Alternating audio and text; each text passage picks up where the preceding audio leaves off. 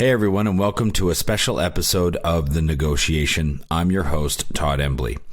For the past 7 months, this show has been all about China and the amazing opportunities that lie in wait for companies willing to put in the work to be successful there. China's business landscape and culture have been our bread and butter. It's what this show has been built upon, and because of that, we need to talk about the tragic events that have been happening there over the last month due to the outbreak of the coronavirus. The past month has been a difficult one for China and those impacted by the virus. We at The Negotiation and WPIC Marketing and Technologies have been impacted as well, and our hearts go out to those colleagues, friends, and loved ones that are suffering from the impact of this terrible virus. Our prayers go out to all of you and anyone listening who may have a loved one who has contracted the virus, and we wish them and everyone a speedy recovery. Our thoughts are with you now and will be with you throughout every subsequent episode until this tragedy has been put behind us. That said, the show must go on, as they say.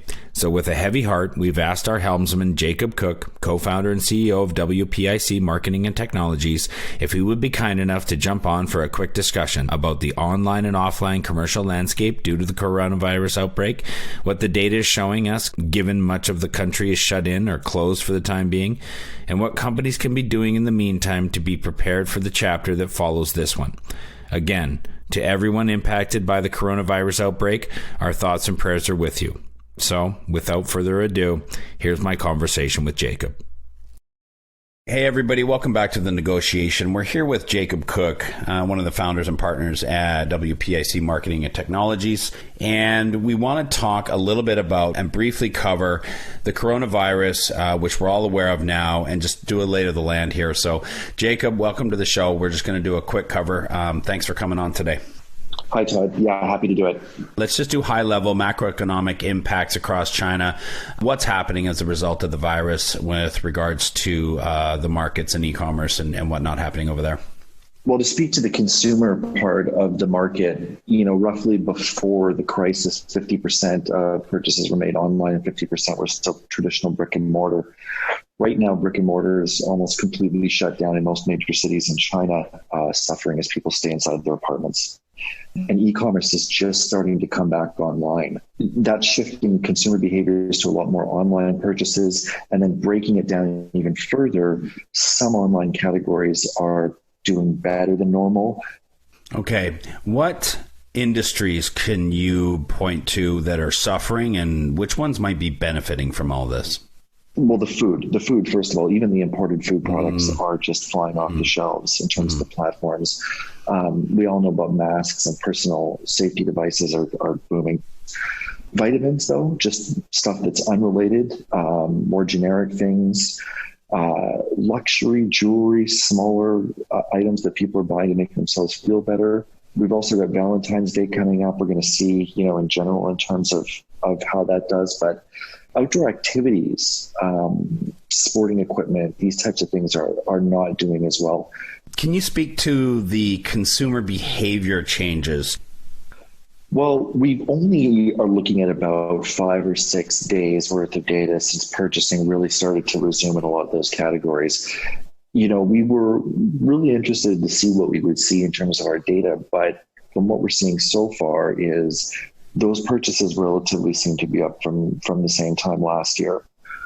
So we do see shift, I think, in terms of their behaviors, which was already happening before from brick and mortar to online, accelerating much more quickly. Is there a geographic concentration of impact with regards to where the virus might be more heavily impacting or concentrating inside China that is affecting consumer behavior and thus what we're seeing as far as consumption?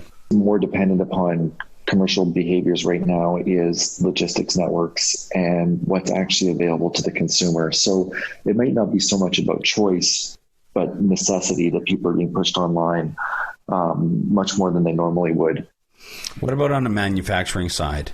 Is there anything worth talking about as far as things that are manufactured in heavily impacted areas that could be having a downstream effect on other areas that are less impacted, but they just can't get those goods because they're actually not being manufactured or made right now? Absolutely. I think the first biggest concern that we had was getting the networks and the distribution back up so that we could start shipping and selling inventory that we had by e-commerce. The very next thing that people are going to be looking at is to see, what potential interruptions there are to any supply chains with a lot of those factories, of course, coming out of China. Are there steps that the brands can be taking right now to position themselves for success once this whole situation has been resolved? Well, I think that the brands need to be supportive in doing what they can do. Larger brands and larger companies do have, corporate social responsibility to be doing what they can. And a lot of them have stepped up quite a bit. Large donations, these types of things, if you're big enough and you're capable and you have those resources, I think that's stuff that's to be expected of you right now. Other than that, I think it's really up to you to stay logistically operational, to make sure that, you're active, you're staying in business this entire time. You're figuring out the different hassles that are going to be in place to get your product to consumers here. And you're getting ahead of that and you're understanding that and you're starting to plan for that today. Are we seeing any missteps with regards to PR, the way that brands are handling this entire situation right now? Well, I don't think I've seen any make some huge mistakes, except the fact that maybe some people haven't changed. Things are going to be shut down, tourism and things like this. I mean, it's not appropriate to be showing beachfront ads right now, and people, would probably feel a little bit uncomfortable if they're locked inside their apartments and not allowed to travel. So you've got to be sensitive in terms of your content. If you had to get things scheduled to go out already, you need to be talking to your ad agencies to make sure that nothing inappropriate is going out. And you're sensitive to the situation that people are still relatively, and well, in a lot of cases, still very afraid of this inside the mainland. It's really interrupted people's lives. What are some general pieces of business advice you could give to brands who are being affected by the virus right now? Well, I think you got to maintain communication. The people that are going to be impacted the most are going to be the people with the largest retail presence here. We don't really know when malls are going to be open, and that's, with the Chinese New Year shutdowns as well, 5 weeks in some cases. There's going to be areas that might have 10 to 12 week retail closures. So it's going to be important to understand what the laws are and how you're operating as a business over here. But in the cases where, things are online focused, you're going to understand that the product mix is probably going to change from how you originally planned and start to deal with that inventory now. Okay, excellent. I think that wraps it up for now. Jacob, thank you very much for coming on the show. Appreciate the update. Great, thanks. Growing a company is hard. Doing it in a foreign market? Exponentially so. The best piece of advice I can give you is not to do it alone. When you start looking across the pond for further expansion possibilities, and I sincerely hope that you do, make sure you choose the right partners to do it with.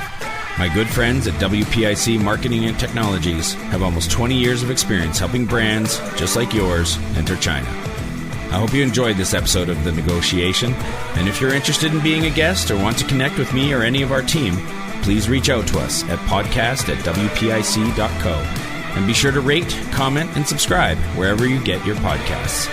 再见。